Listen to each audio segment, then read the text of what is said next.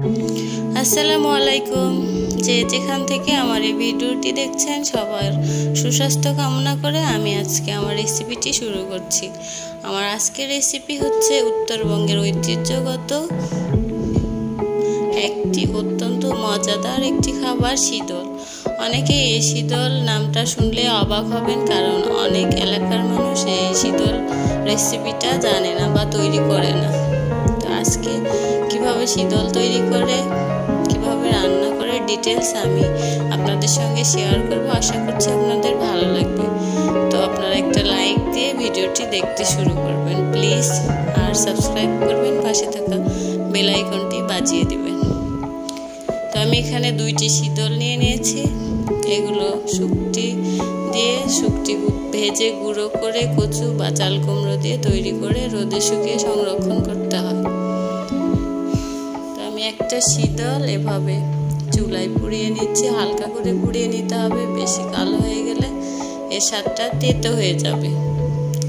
তো আমি একটা শীতল পুড়িয়ে নিলাম। নেওয়ার পর আমি পরিমাণ মতো এখানে পানি দিয়ে দিচ্ছি এটা ভিজানোর জন্য। এটা ভিজে গেলে হাত দিয়ে ভেঙে এই যে মিহি হয়ে গেছে। তারপর আমি এর সঙ্গে একটা মাছের মাথা নিয়ে নিয়েছি। মাছের মাথা দেওয়া যায়, আবার মাছ দিয়েও রান্না করা যায়, তবে মাছের মাথা দিলে এটার টেস্ট অনেকটা বেড়ে যায়। আর এটা রান্না করতে অনেক পরিমাণ পেঁয়াজ লাগে, পেঁয়াজ বেশি করে দিতে হবে। তো আমি এখানে পেঁয়াজ দিয়ে দিয়েছি, আর থেতো করা রসুন আর কাঁচামরিচ মাঝখান থেকে ভেঙে দিয়ে দিলাম। আর আমি 2টা আলু কুচি করে দিয়ে দিয়েছি। বেগুন বা ধুন্দুলও দেওয়া যায়।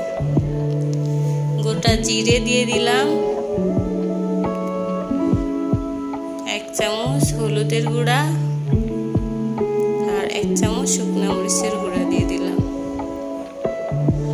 এরপর আদা বাটা, রসুন আর জিরে বাটা, 2টা কালো এলাচ, 2টা সাদা এলাচ, 2 টুকরা দারুচিনি আর 1টা তেজপাতা মাঝখান থেকে ফেড়ে দিয়ে দিয়েছি, আর সামান্য পরিমাণ চিলি ফ্লেক্স।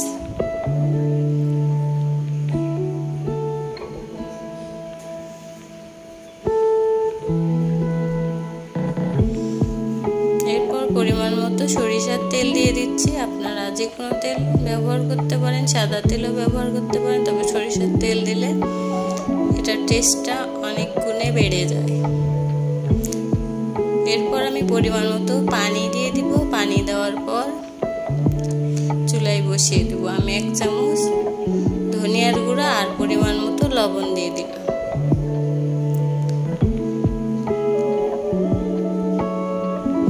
এরপর আমি পানি দিয়ে দিচ্ছি। পরিমাণ মতো পানি দিয়ে এটা ভালো করে মিশিয়ে আমি 30 মিনিটের জন্য সিদ্ধ হওয়ার জন্য এটা চুলায় বসিয়ে দিচ্ছি। মাঝারি আছে 30 মিনিট সিদ্ধ করব।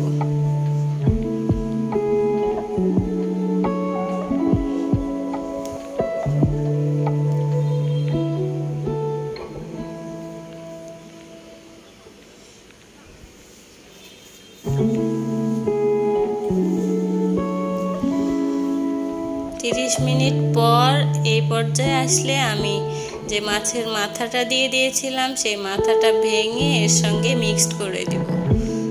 মাছের মাথাটা ভালো করে মিশিয়ে দিতে হবে ভেঙে। তো মাছের মাথাটা ভেঙে আমি ভালো করে নেড়ে চেড়ে মিশিয়ে দিচ্ছি। এরপর আমি প্রায় আরও 20 মিনিটের মতো এটা কষাই নেব। এটা ভালো করে কষাই নিতে হবে, নইলে এটা স্বাদ আসবে না, গন্ধ লাগবে। এই জন্য খুব ভালো করে নেড়ে চেড়ে মিক্সড করে প্রায় 20 মিনিটের মতো কষিয়ে নিতে হবে। কষিয়ে নেওয়ার পর আমি সামান্য পরিমাণ পানি দিয়ে আরও 10 মিনিট ঢাকনা দিয়ে এটা সিদ্ধ করে নেব। আসলে রান্নাটা অনেক মজাদার, শুকতি ভর্তার মতো টেস্ট।